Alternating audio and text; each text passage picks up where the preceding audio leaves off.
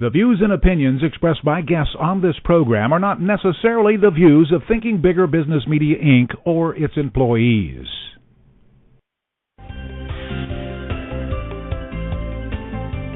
Welcome to Smart Company's Thinking Bigger Radio. Get the inside scoop on how America's most successful business owners transform their entrepreneurial vision into reality. And listen in as some of the top business minds in the country serve up practical advice, tips, and insights for growing your business. Now, here's your host, Kelly Scanlon. Good morning. Welcome to Smart Companies Radio. I'm Kelly Scanlon, owner of Thinking Bigger Business Media. Our guest today is Tim Burt, better known as the Commercial Professor. Tim is one of the top commercial producers in the U.S., having created and produced more than 10,000 commercials over 20 years. He's also a professional voice actor and coach for radio and television personalities. And Tim has also found time to produce the restaurantmarketingseries.com and is the author of the Move Your Food video for restaurants. He has a new book in the works called The 9 Deadly Marketing Mistakes, and he's here with us today to talk about how you can create effective advertisements for your company. Welcome to the show today, Tim. Oh, thank you so much for having me. So let's take care of some advertising for you first. When is that new book coming out? It's one of those things that once I get through all of the other stuff on my stack that I kind of work on. So sadly, I know they say, well, you're supposed to give a date of when it's supposed to be out. You know what? I'd rather say I'm working on it as opposed to giving a false date and then letting everybody down. Sure. So check my website or my websites, and I will let you know when that is out. Yes. Now, what are your websites for anybody who's just hanging there waiting for this book to come out? Because obviously a lot of people need help with their advertising. Right. Commercialprofessor.com is the one that I would point everybody to. Basically, I'm driving everybody to commercialprofessor.com. That's commercialprofessor.com. Did I advertise that enough? Hey, I said we were going to spend the first few minutes advertising you, so great. Commercialprofessor.com. And while we're at it, let's go one step further. You've taken your show on the road. You've gone outside the United States. Tell us about that. Yeah, I have. Actually, I consult businesses in 5 countries. Earlier this year, I spent 2 weeks. I spent a week in Mozambique, and I did 2 advertising seminars there. They brought me over. A radio station that I do work for called LM Radio brought me over, and I did 2, I call them marketing intervention seminars, but I did 2 seminars in Maputo, the capital of Mozambique, which is about 1.5 million to 2 million people, and then spent a week in South Africa and did a seminar in Johannesburg. It was kind of a whirlwind, but boy, what an experience, and a lot of really interesting things about international advertising and how everything doesn't necessarily translate from the U.S. to the international markets. Right. Now, what about messaging, though? Are there certain places where you can't go internationally in your messaging, or certain things that are off limits? Oh, absolutely. In fact, in Mozambique and in South Africa, lawyers cannot advertise on radio. Similar to what it used to be many years ago in the U.S. That's just one example of the many hurdles that you face when trying to advertise internationally. If you are a business owner, it's almost incumbent upon you to know what you can and cannot say legally. You have to know what sort of legal sandbox you're in. So let's bring this back home now. One of the things that you say frequently, in fact, in some of the work that I've seen you do, you have it up on a screen, on a slide, and that's that 99% of all advertising is a waste of money. Now, I have to admit, as a publisher who relies heavily on advertising revenues, that's something that gets my attention. So why do you believe that? Why do you say that 99% of advertising is a waste of money? I know it's one of my more controversial statements that I make. I'm well aware of that. However, what I preach to businesses is if you were lost in a forest, would you dress up as a tree? No. Well, okay, so that's how I basically draw attention to myself, be it good, bad, indifferent. I've been asked this in numerous interviews. How can you say 99% is a waste of money? I mean, some of it works. Doesn't some of it work? Yes. Here's the problem. All of the really good advertising is buried under so much bad advertising that for the really good advertising to rise to the top and hit your targeted audience, you have to spend far more money than you had to in the past. And not only on radio or television, I'm talking web, print, direct mail, billboards. You see it everywhere now. There are so many more places for people to advertise, mobile phones, for instance. It's sort of a double-edged sword. You have, on the positive side of that, you have so many more places for businesses to get their message out there. The bad side of that is there are more instances for businesses to get their really bad, unfocused message out there. So now you see the conundrum. If you were to focus your message and make it as sharp and pointed and talk to your targeted audience as directly as you possibly can in the shortest amount of time, if every business did that, guess what? I wouldn't be saying that 99% is a waste of money. Right, right. So let's talk about some of the keys to creating those effective advertisements. You've already mentioned that short, to the point, and an effective message. Well, that's easy to say, but obviously lots of people are doing it wrong and not hitting that little formula. So talk to us about some of share some of your advice for how to achieve that. Yeah, there are a number of ways. I'm going to give you my most direct and most powerful way to do that. I would imagine most people listening to this are probably fall into two camps. Either A, they write or they produce commercials, or B, they are a business owner. So this is for everybody, but primarily the business owners. I want you to think about this, but if you write or you produce commercials, this is the question you ask the business owner, okay? I call this the stadium illustration. I don't care what city you're in. If you're in Dallas, if you're in Miami, if you're in Bangkok, I don't care where you are. I want you to think of and picture in your mind the stadium, the biggest stadium in your market. Now, if I filled that stadium with 80,000 people who have cash in hand and they are ready to go to your competitor today, and if I gave you, the business owner, 30 or 15 or 60 seconds on the microphone on the public address system to convince those people to come to you, what are you going to say to them? I highly doubt you're going to talk about your friendly, knowledgeable staff and your 6 convenient locations, and you've been in business since 1946, and we're the 5th generation, blah, blah, blah. That's exactly what a radio or television commercial really is. It is talking to your targeted audience in a very short amount of time, and your job is to convince me to go to you. Because I may need a water heater. I may need to go buy spaghetti sauce. I might be in the market for 4 new tires for my car. If you charge more than your competitor, guess what? You better start telling me exactly why I need to go to you. And this is a thing called the unique selling proposition. What makes you different from your competitor? Right. All of those things that make you different from your competitor should be the basis of your advertisement, not the cliches and crutches that you hear everybody else using. We're open till 8 o'clock on Sundays and all of that other garbage. I don't care about that. Tell me why I should go to you. If you can't do that, then it's game over. Right. Okay? And so it doesn't matter to you if they opened yesterday, as long as you're providing a quality service and can get the job done like you say that you can. It doesn't. All the other stuff is irrelevant. Yeah, I mean, sure, heritage and tradition do play a part depending on the business.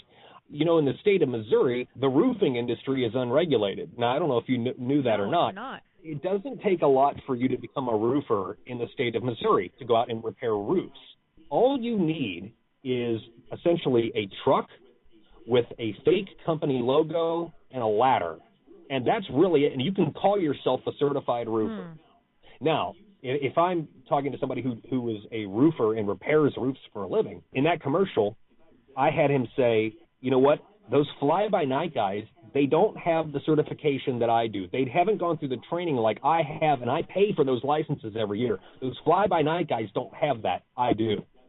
Now, that instantly sets him apart, but it also builds up his credibility. He doesn't have to say, I've done this for 36 years. True. Okay, for the most part, you just need to tell them what's in it for them. The old, what's in it for me formula that you hear so much about, not so much about yourself as the company, but what you can do for them, what they're going to expect. Right. We're going to take a quick break, Tim. We're talking here with Tim Burt, also known as the Commercial Professor. He's talking with us about how we can create the most effective commercials and get the most bang for our buck, and we'll be right back.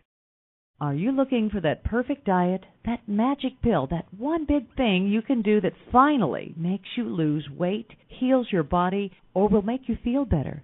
The thing is, it just doesn't work that way. Instead, it is the small changes that stick and ultimately compound to create big shifts in our holistic well-being. Simple and consistent action is what carves canyons out of rock and helps the tortoise win the race. The same is true for creating and maintaining healthy habits and holistic well-being, mind, body, and spirit. Tune in to Small Changes, Big Shifts to hear Dr. Michelle Robin and her guests share wisdom, knowledge, real-life stories, and practical tips to inspire and inform you as you move forward on your wellness journey. Every Tuesday afternoon, 1 o'clock Central Time, on Smart Company's Thinking Bigger Radio.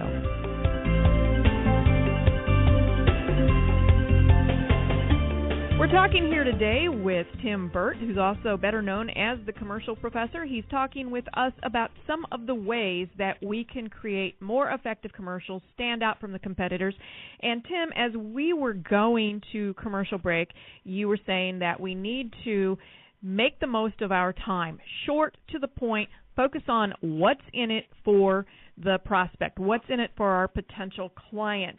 So one of the other things that you've said is that advertisers make mistakes that actually confuse their prospects. Now, I understand what you were just talking about, that a lot of times they put a lot of superfluous information that customers or potential customers could care less about in a commercial. But what do you mean by they actually put in information that confuses their prospects? What are you talking about there? Yeah, sure. If you're a business owner and you're listening to this right now, I want you to think of the one, not five, not three, one way that you want me, your potential consumer, to contact you. Is that on the phone? Is that on the web? Do you want me to go to your store? What is it you want me to do? One of the things I tell business owners is tell the audience where to go and why to go there. How many commercials do you hear that say, especially for furniture stores, I've never understood this, Joe Smo Furniture at the corner of 5th and Main downtown, or call 555-1212. Well, why am I going to call a furniture store? So I can pick it up and go, hey, do you guys have couches? Yeah, great, thanks, bye. Yeah. Don't give them too many options. You give them one method of contact. To summarize this up, imagine that you were flying to a foreign country. Example, when I went to Maputo, Mozambique. If I got off that plane and I said, gosh, I am really hungry, is there a decent restaurant around here that serves, seafood? Oh, sure. Joe's Crab Shack's down the street. Okay, great. But there's also Steve's House of Prawns. Well, wait a minute. Well, which one's best? Well, I like them both. Well, no, which one's best? Well, you really can't go wrong either way. Now I have to sit there and make a decision. Researchers and studies have shown for over 50 years that if you give people more than one option, it actually induces anxiety. So do not give more than one method of contact if possible. If you want people to go to your website, just give the website. And if you're just giving a website, don't give a phone number, because I'm going to bet you $1,000 right now that if I go to your website, you have your phone number on there. So why are you telling me in the radio commercial if you just want me to go to your website? Now, let's also talk about something else that people are famous for doing, I guess you'd say, and that is they see a commercial, it appears anyway to be working well for their competitor, and so I have to have a commercial that's just like that. And so they go and they try to copy that commercial. Why is that a bad idea? That's called the Me Too syndrome. Me too, I can do that too. I don't know if you just heard the recent statistics about the Dodge Durango and the Will Ferrell Anchorman commercials. Those commercials, of which they did 70, and Will Ferrell and Adam McKay had complete creative control, boosted Dodge Durango sales 59%. Jeez. There's no decimal missing from there, okay? 59%. Now, the worst thing you can do, especially if you're a Pepsi, a Coke, a McDonald's, some national advertiser, is say, well, we need to get Will Ferrell as anchorman to do our commercials. No, because in the mind of the consumer, they're going to say, oh, well, wait, he just did the Dodge commercial. Well, I'm sorry, who's paying for this commercial, Dodge or you? This is one of the big mistakes. When business owners see something that they perceive as working, or one of my other danger words is the word like, as in, oh, I like that commercial. That's not for you to like. Okay, get that through your head. This is not for you to like.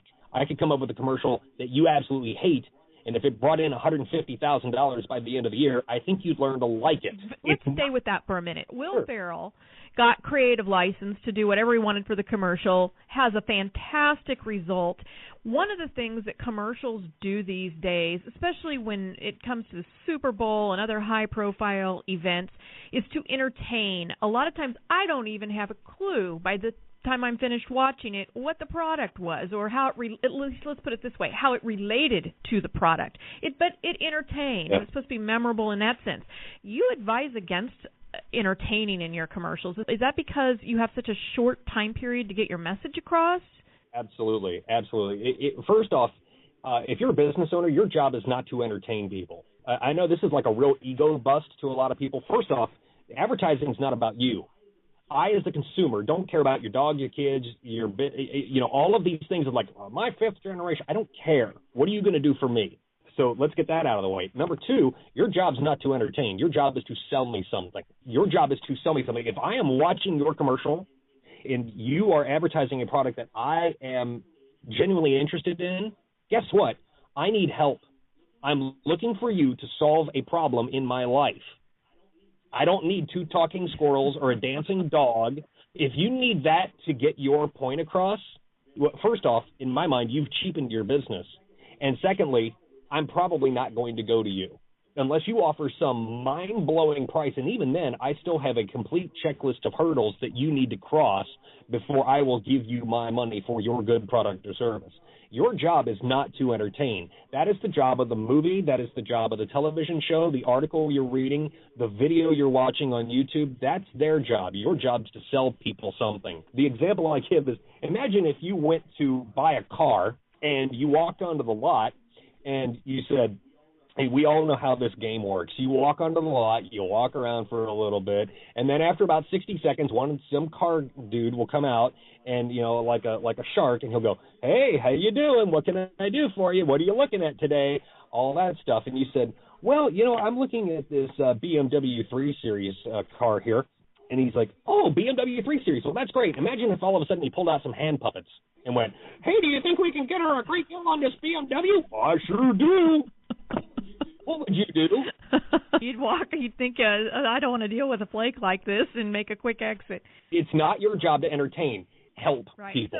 So the bottom line here is that in order to cut through all the clutter, all the noise, all the messaging that we are bombarded with constantly throughout the day, it's not to take it up a notch and be even more silly or to be even more outrageous. It's actually to scale it back, get to the point, say what you need to say what you're going to do, and that's how you're going to cut through all the clutter.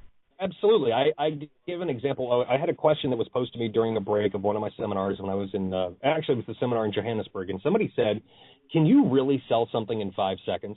And I said, absolutely, I can sell something in 5 seconds. Here you go. So you better demonstrate. The example I gave, the large grocery store chain over in South Africa and in Mozambique is called Pick and Pay. I know it's kind of a weird title, but it's called Pick and Pay.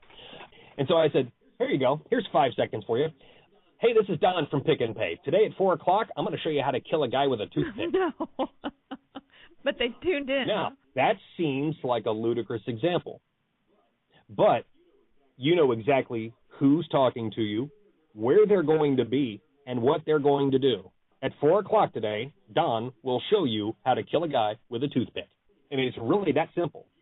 So as we close here today, give us a piece of advice if you've had to talk to anybody, any business owner, about the most effective way to get attention, to spend their money, to get a return on their dollars. I know that's an awful lot that I just said, but what would be that one piece of advice when it comes to advertising? Well, one of my mantras is a commercial is a business card. It is not a brochure. Nice summary.